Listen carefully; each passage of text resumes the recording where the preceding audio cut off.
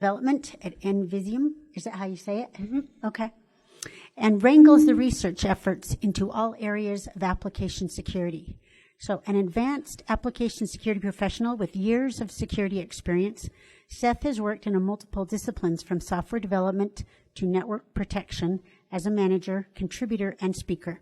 So Seth explores the world of application security via @Seth Law. Okay? And then before we let Seth take it away, they asked us to ask everybody to please sign up, go talk with the vendors, sign up on their list. That the vendors need some love downstairs. I think that's where they are, right? Set up? The vendors need some love, right? Yeah. They made this all possible, right? I mean, it cost us a little bit as far as getting in the door, but they definitely stepped up to the plate when we needed them so we could get the space, we can get the badges. Everything that you see really comes from vendor contributions. So go give them some love, even if it's just, hey, thanks, right? Okay. Thanks, Seth. All right. Very good. And should I say how long? Oh, it's fine. Okay. We got it. So we're going to start cutting these down to about 40 minutes since Jason went so long. He's a little long-winded.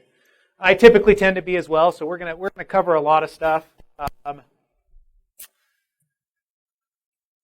Like she said, let's see if I can get back to my slides here. My name is Seth Law. I'm the Director of Research and Development at Envisium. I've been a developer. I've been in security. My development background was at iOmega, if you all remember that. Years and years ago, the click of death that killed us all. I know I'm getting up there and I'm dating myself. But that's okay. If you want to talk soccer, we can talk soccer. I like RSL. Or we can talk Arsenal versus Man City or Man U if you really want to get into it. Right? Chelsea, hey. Woo-hoo. Got to dig Chelsea. All right, what am I doing here today? We're talking building AppSec in. We're talking about building an application security program. Is this mic working okay for you guys back there? Kind of feels like it's going in and out to me, but that's cool. You want me to switch the hand?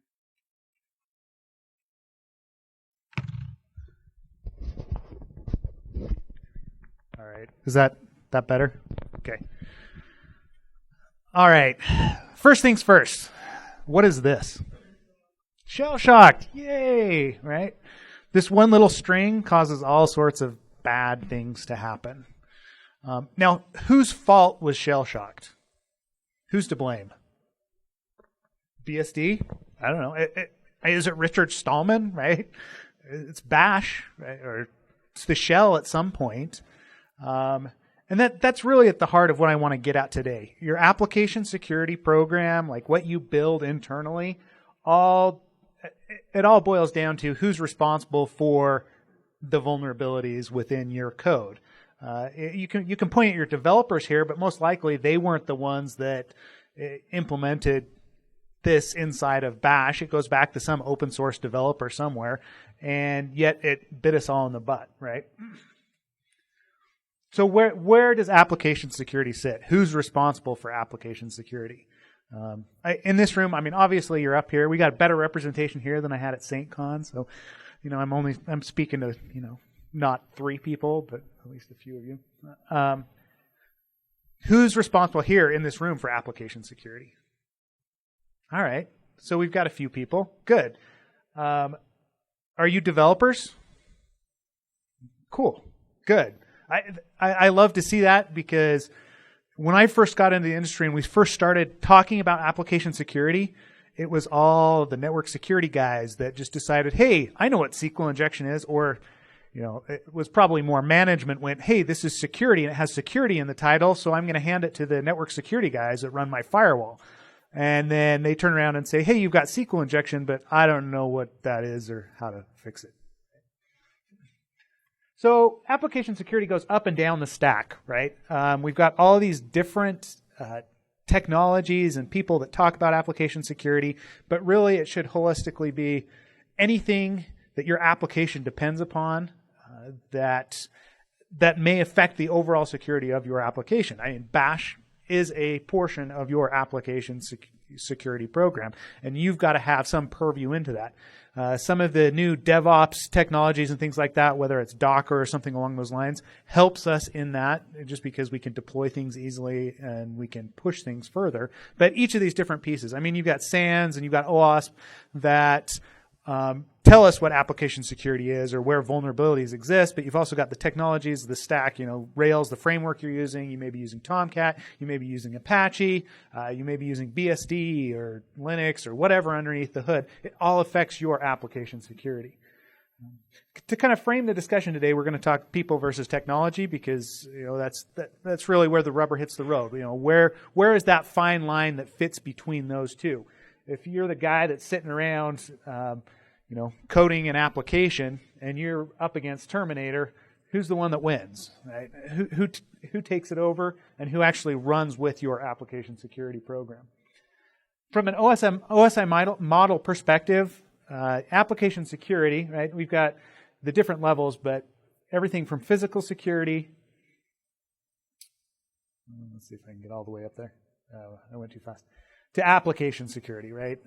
This is our traditional look at the technologies that are out there and where we kind of classify the different security programs, right? Physical security, your security guards. They cover the data and physical layers. Network security is your firewalls, your IPSs. They cross over a little bit up into the application security space and into those higher levels of the OSI model, but they still don't go as far as we traditionally can. When we're building out a program, we're really digging into the code itself. Now, the major issue is to fit application security into the same budget that we fit everything else, right? If you're talking about cost-benefit analysis, I'm getting into the management section of this, but this is really important for actually funding your application security program, right? We are, as application security professionals, we are competing for the same dollars that network security typically competes for. If you're in an organization where they fund it through the development or through software engineering, you are lucky compared to where it normally sits. I've had discussions this week already with people that are saying, "Hey, application security is great, but I'm a network security admin, and they came in and gave me a breach web application firewall. I implemented it. I don't know what to do with that, right?" So, after 2 years, we took it and we threw it away because it didn't really provide any extra security to us because it was a network security guy running it. So in that case, it was a matter of resource problems that they have, that they did not identify the correct resource to actually run the technology that they wanted to put into place. So from an SDLC perspective, these are the different phases of an SDLC we're going to be talking about today. They line up pretty closely with different application security activities that we can perform, right? Everything from threat modeling to dynamic analysis, and that's really what we're going to talk about during each of these phases. Each of these does prevent, we skip any one of these steps and bad things are going to happen. Right? If you do a Google search nowadays for breach, over 10 million items are returned, just a Google News search for breach. Granted, this was yesterday. The top of the list here was Target, talking about them actually paying people for the breach problems that they've had.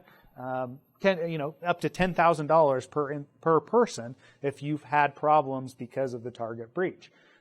But you've got all these others. This is just within the last year, right? Anthem is the latest big one. TJX, JJ, Pelham Depot, Target, right? They've all been breached in some manner. Your data is out there, and it's usually the result of, some sort of application security problem.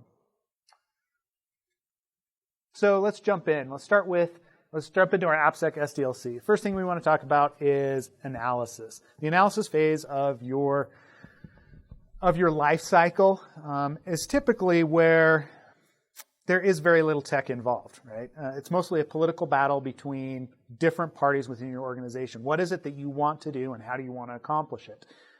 And along those lines, you traditionally fall down into different view sets, right? You've got the security view, which is, hey, we are a bunch of geniuses, and what we're trying to do is convince lazy developers to do something they don't want to do. Right? How many times have you run into that? either from either side.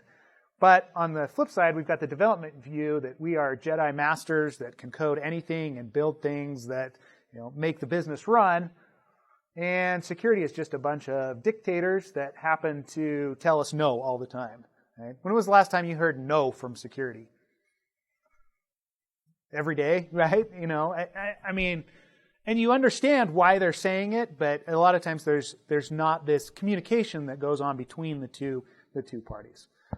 From a management perspective, you're all just a bunch of geeks.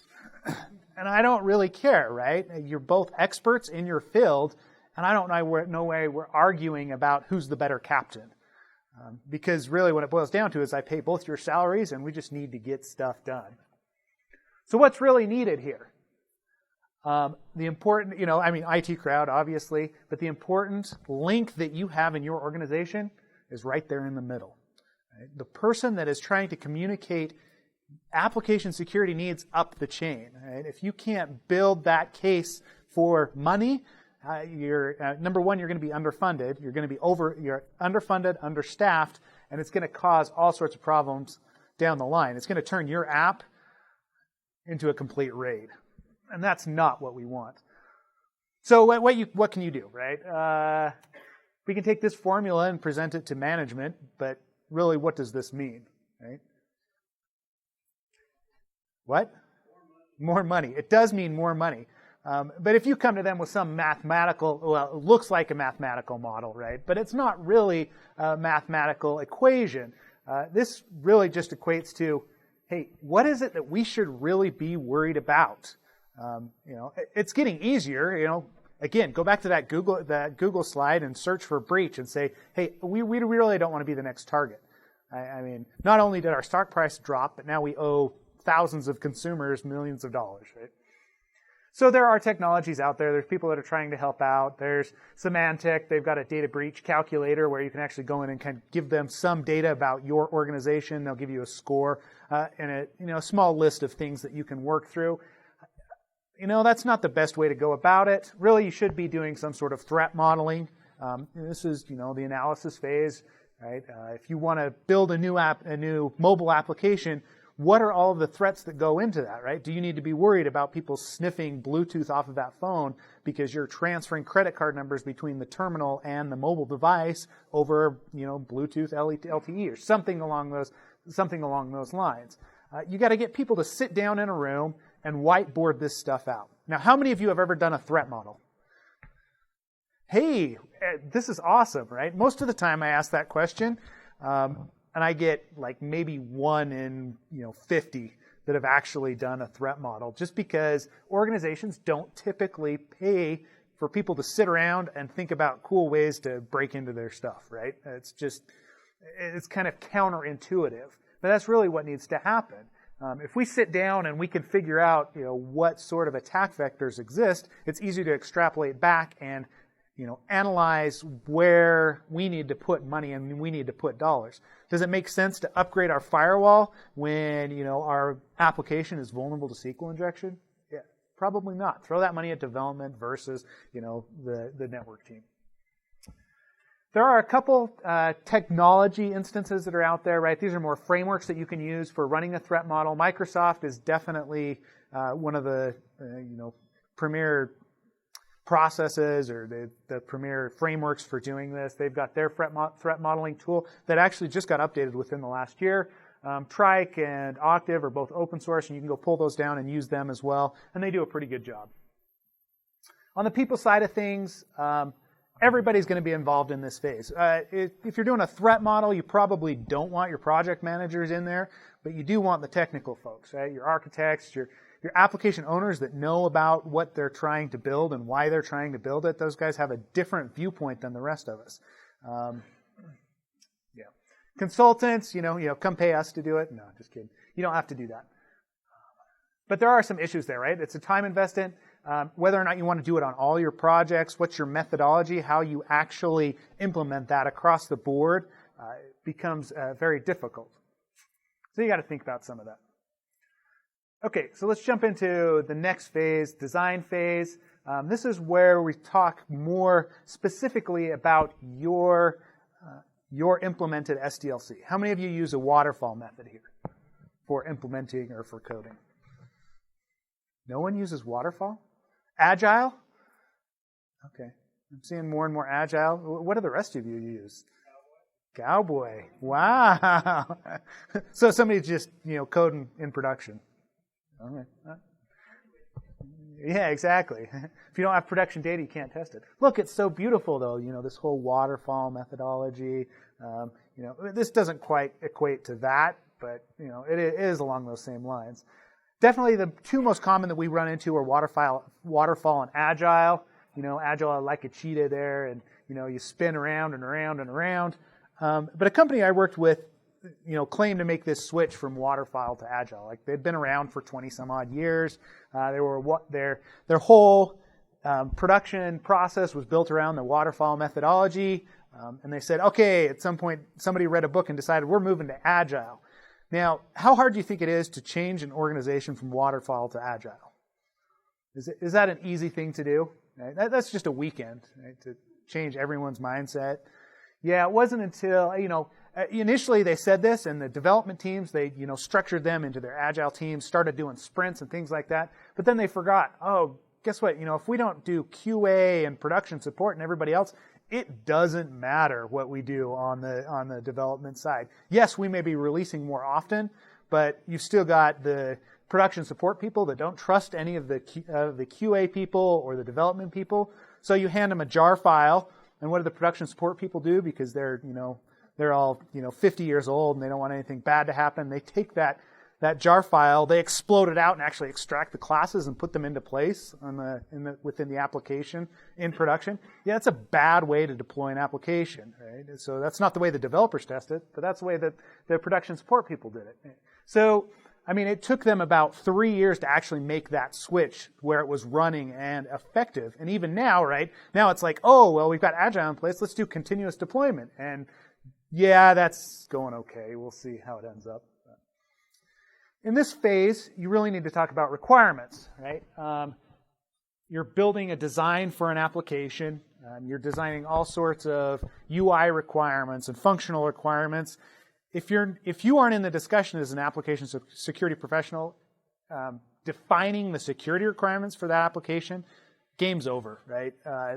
There's no reason that, you're going to end up with simple mistakes that probably shouldn't exist in that code, just because you weren't able to specify that up front.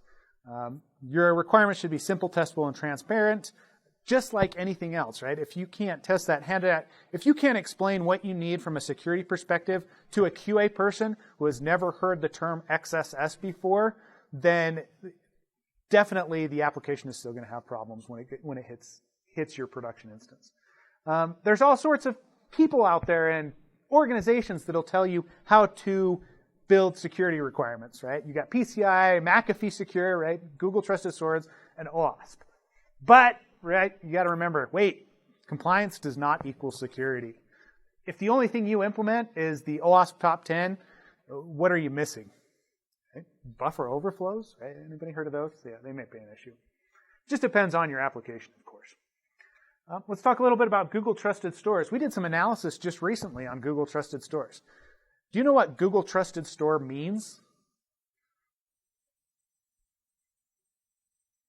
Bueller? Anyone? The only restrictions that Google places on getting or being a Google Trusted Store is, number one, you answer customer complaints quickly, within a specified amount of time. I think it's something like 24 to 48 hours. And number two, you take returns. That's it. Oh, well, yeah, of course. There's always some money that goes along there, but there's no checks for SSL. There's no checks for security. We found shopping carts that were, passing session IDs in plain text. It was easy to hijack someone. We actually saw credit card numbers flowing back and forth with Google Trusted Stores in plain text. There's all sorts of issues with this. It goes back to like the whole old, hacker safe days where they just, scan your application and you could pop something up there that says, hey, they scanned me for they used Nmap to scan my server and didn't find anything, right? It doesn't mean what we think it means. But to a consumer, this says, hey, Google trusts this store, and it should be totally kosher for me to actually go there and shop. So what do we need to do? We need to train people, right? And that goes all up and down your organization, whether that's your CEO, so he doesn't, just go give his password to somebody else, all the way down to your secretaries. What do they do with information when they get it? And, just to put it out there, I'm going to just tell you, I'm an idiot, right? When it comes to things outside of security and what I do on a daily basis. And that's what you got to remember about most of the people that you're dealing with, even on your development teams, is, they're idiots, right? They don't mean to be idiots, and it's not a bad thing, but they are. And so are you, right? Let's see. I wanted to show this video really quick. Let's see if I can get it to pull up. Okay, we're just going to go like this. Oh, man. I'm running slow here. I don't know how many of you have seen this. I'm not sure how well this audio is going to work here. But we've been hearing a lot about cybersecurity lately, you guys hear that? largely because of what happened to Sony. Companies and individuals are more concerned about the safety and privacy of their information than ever. President Obama has unveiled a number of new proposals this week to crack down on hackers, and he plans to address this in the State of the Union speech on Tuesday. And it's great that the government is working on this, but the truth of the matter is we need to do a better job of protecting ourselves. The most popular password in the United States is password 123. And as long as that's the case, we're vulnerable. So today we sent a camera out on the Hollywood Boulevard to help people by asking them to tell us their password. And this is how that went.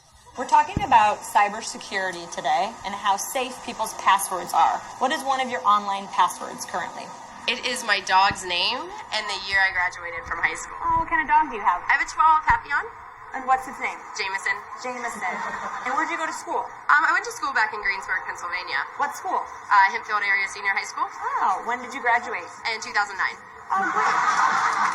It's like my cat's name and then just like a random number. Okay. Did you have this cat for a while? Yeah, she's my childhood pet. Aw. And what's her name? Her name is Jolie. Jolie. So like a password of yours would be Jolie and then a number. Yeah. Like number 1? Like my birthday. Oh, when is your birthday? June 12th. Oh, nice. And what year were you born? 95. Oh, great. So Jolie, 6, 12, 95. Yes. Got it.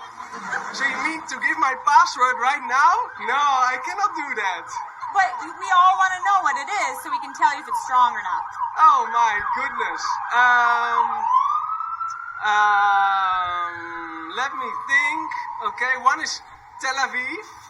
Yeah. 468, and then Israel. It's only 3, but it's for me it's strong enough. Ireland 1, 2, 3, 4. Gemma 1, 2, 3. Spelled Gemma. Well, most of them are Italian. Oh, beautiful. Yeah. So what? Like what's a good Italian password? my grandma's name. What's your grandma's name? Maria. Maria. So Maria is your password? Oh yeah, now you know my password.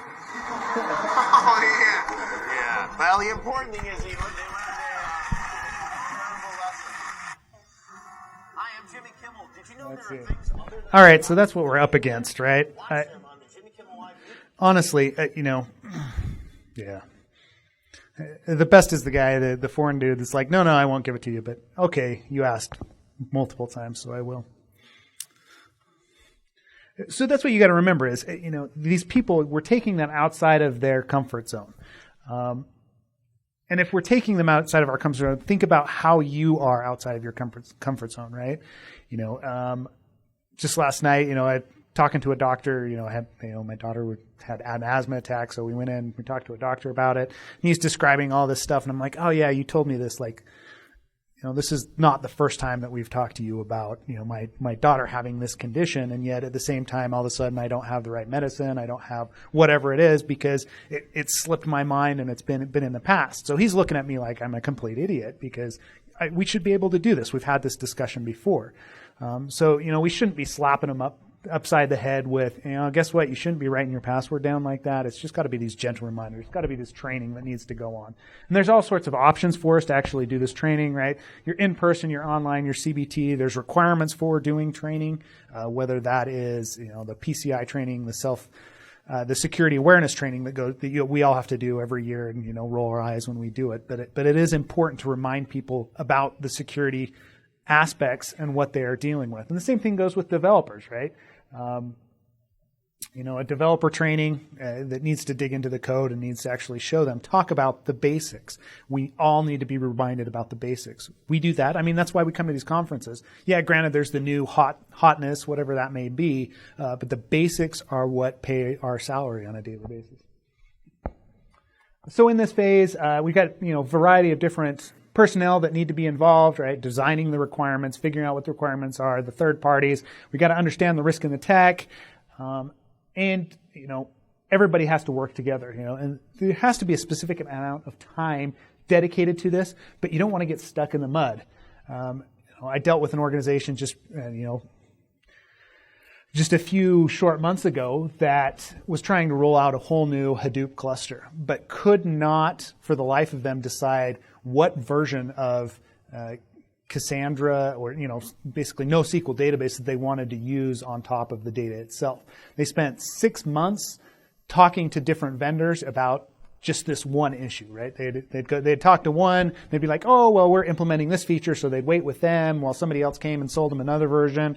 And, by the time it came down to it, the organization just fired the whole team and replaced them because they couldn't put rubber to the road and actually make a decision to move on and implement what needed to be done. Right? At some point, you gotta cut it and move on to the implementation phase. Right? Start building that code and start putting a solution into place. So this is where the rubber meets the road. We got to know if the code meets the requirements, whatever those requirements are from our perspective. Our security requirements that we've built out during the design phase, during the threat modeling phase. Note that the security should be a feature within your application. If it's not a feature, it's not going to be important. Hence the reason if it's not a feature, if it's not a requirement, it's not going to be important. It's not going to be in there. Involve QA. I always say, and I tell people all the time, you know what pen testers are? They're just glorified QA testers who document poorly. Really, right? You look at what comes out of a QA team and how they're trained to do QA testing, and it's leaps and bounds above what comes out of most pen testing teams. Right? It's not some crappy PDF, but it's something that's actionable for the development organization to go in and actually fix bugs, change things, and make it better. So involve QA. You'll give them your security tests. Right? There's no reason that you need to hold those close to the vest. But remember, there is no silver bullet. Right? At this phase, you're going to start dealing with multiple different vendors. We've got, we talk about static analysis tools. Come on, let's move on here. I know. Come on. So we're talking about static analysis tools within the implementation phase, right? And, anytime that you're writing code, you're going to be scanning it. Somebody's going to be looking at that code, whether it's a tool like an IBM, HP Fortify, Coverity, Veracode. All these have a static analysis tool that they will sell you. Who here has dealt with a static analysis tool before? Sweet. Okay, so what's the problem with it? I'm going to pick on Justin because I know his name. He's sitting up here. False positives, right? How much time do you spend actually filtering down what comes out of Fortify and basically making it useful for a developer, right? Does it take a while? Oh yeah. Yeah. Back when I worked for Fishnet, this is, a few years ago, we worked with a very large retail operation. There's a couple down the road here. I'm sure you'd know who they were. But they decided, hey, we're going to go ahead and we're going to implement Fortify across the organization, handed it all to developers. But the code was so poor and it was, so old. So, there were so many vulnerabilities that came out of it that we had to actually go in and write a filter list of the top 10 vulnerabilities that we could identify because everything else just overwhelmed the developers too much. I mean, when you're dealing with developers across an organization, when you're talking, 15,000 developers total worldwide, it's very difficult to say, hey, here's 20,000 vulnerabilities, go fix all of them in the next 2 days. Right? That just doesn't happen. So we had to actually filter it down to that list. They're like, okay, if we can take care of these top 10, then that means that our risk level dropped by like maybe 1% to 2%, right? There were still so many else that were out there that it was still an issue, but they just approached it in that manner. But what does that say about these tools, right? There's so much data coming out of it, it's not actionable. If it's not built into the development process, it's just like finding that needle in the haystack, right? With the static analysis tools. And if we've got that many to take care of, it's going to be an issue. This is an example of one, right? This is just Fortify, but again, there's only so much that you can do with that. So then you revert back to a manual code analysis. But again, you're searching through all the code for specific vulnerabilities. And who do you get involved, right? Is your security team mature enough to bring them in to actually talk about how SQL injection is remediated in Rails? If the guys don't know that, then why are you having the discussion with them? Why are you bringing them into that discussion? So we'll involve the architects, the developers, the security team as we see fit. But really, implementation phase needs to be owned by the development organization. These tools are not security tools; they are development tools. If there's any way that you can find yourself a security developer on the team itself, that's going to go. It's going to go so far to actually fixing the problems that pop up there. So traditionally, this is the phase that we will see some security involvement. We do see it rolled out in a lot of organizations, but it's not always implemented that well because it's security that's pushing a tool on the developers. It's not the developers going out and choosing the tool and putting it in place. So then we get to the testing phase, right? This is where your traditional, automated versus manual discussion comes up. But again, there is no silver bullet. Right? The vendors will try to sell you this all day long. Hey, just buy our next gen firewall, and you'll never have a problem with application security again. Oh wait. Oh, well, you found SQL injection? Well, did you run our scanner against your code as well? So we can sell you that, and that'll fix all your problems. You'll never have an issue there. But again, you're going to run into false positives with that. Come on. I did too many X's here. There we go. Right. There's, so not only do you have vendors, you've got free tools that are out there that'll do the same thing, right? Who do you depend on giving you the best result set? When you look at what these tools are actually doing, though, it's just a matter of pounding their way into your application, right? I'm going to test every input that I can possibly see, and I'm going to throw the kitchen sink at it with the rest of the house to see what sticks, and if anything does, then I'm going to throw up a flag. But what are the pros and cons here, right? Where do we have problems with this, right? I assume that some of you have run Burp Suite before, or AppScan, or WebInspect, right? Okay, what is it that AppScan is really good at finding? Just one example of a vulnerability. Any ideas? Info leaks? Yeah, it can tell us, hey, guess what? I saw this in a server header. Right? Cross-site scripting does a pretty good job of telling us where cross-site scripting exists. It does a very poor job of authorization issues. Right? If I can jump from one account to another, if I can see someone else's account, the request still looks valid to the scanner, so it doesn't know if that information is associated with one account or another. You've got to get a manual tester involved. Right? So here I've got an example of cross-site scripting and a couple other things. This is AppScan.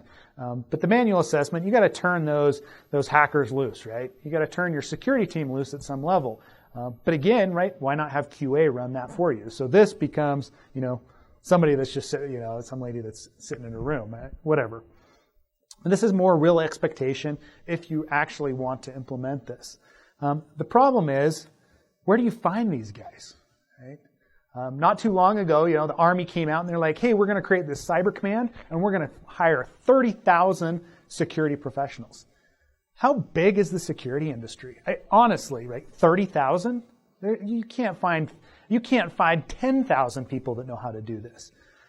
So there is a huge gap in the number of people to the number of jobs that are out there, right?